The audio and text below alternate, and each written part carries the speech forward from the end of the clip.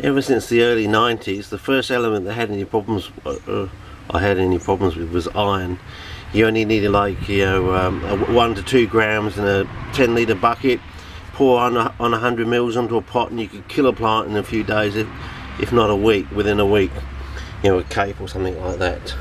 It was so low and had such a dramatic effect. There was something odd about iron all the way back then. So I'm just having an idea in the back of my mind that maybe there's some sort of reaction between the reductive flammable gas that the charcoal gives off and the iron, which then converts it to a more ingenious form sort of thing that the plants maybe actually use.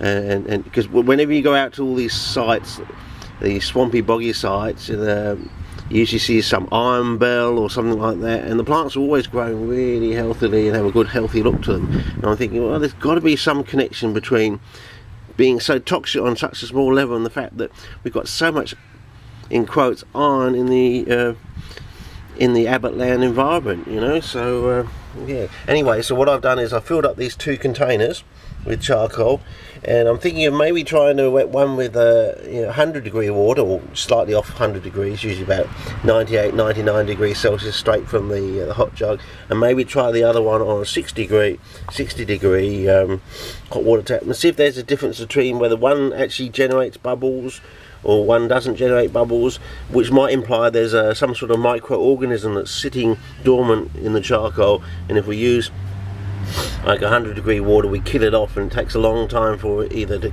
come back in and grow back in. I don't know, but I thought I'd do that one step first, just to see if there's any difference between the temperature of the water which you can actually wet the charcoal with. Okay, otherwise you'll probably have to just go back to step 1 and just wet it normally and let it soak for 3 days basically, which is a bit time consuming. I would rather go down the Bruce Pearson pathway if possible, you know, straight away, matter of fact, get it done on the day you want to do the job, sort of thing. And then we'll try some iron. So I'll try it at the normal standard, you know, 1/3 seawater or 22 grams per litre, and see if there's any reaction. If we have a massive production of bubbles, well, then we'll definitely know there's some sort of reaction going on there. And if we either prevent, so-called in quotes, the oxide or rust, or sesquioxide being formed, the rust being formed, well, that'll be a difference for a start. Or if we see the rust changing over time with the production of reductive flammable gas, that will also be another step towards something. And then we can probably just pour out some of the water and try a cape leaf and see if it's, because I've always had doubts in the back of my mind about these people that, you know, put these cuttings and float them on water. I'm wondering whether they're using water that's been filtered through a carbon filter, you know, some sort of aquarium pump or something they've been using, or some sort of thing they attach to the tap, which has got a carbon filter in it. They're using it just like thinking, oh, I'm just filtering out everything, not realising that the carbon is actually putting a small amount, maybe a lot, I don't know, of reductive flammable, because it's, you know, it's probably activated charcoal for a start, and 2, it's very fine, so it could actually be putting microscopic bubbles of reductive flammable gas into the water.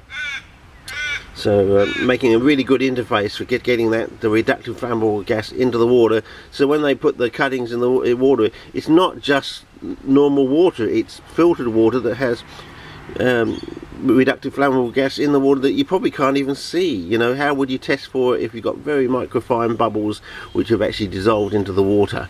You know, well, one way you could test for it is to put some chunks of paraffin candle wax into the water, and over about a day you should see some bubbles form around the paraffin candle. There's the difference in polarity between the water and the candle squeezes or pushes, in quotes, the dissolved gas out of the water, sort of thing, and then you could test it with a match, sort of thing.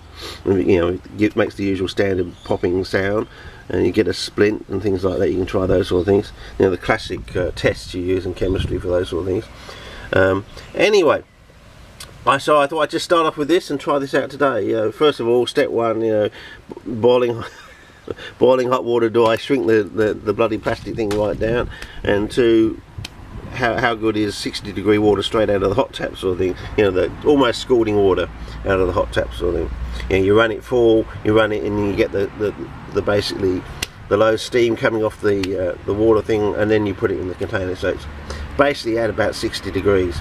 Okay, so it's above the killing temperature of 53 degrees for most plant tissue culture stuff, but not probably hot enough to either shrink the container down or do other things. Anyway, it was, and maybe kill any thermophilic organisms sort of thing, the upper echelon sort of things.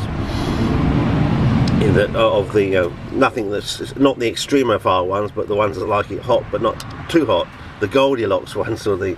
Okay, over and out.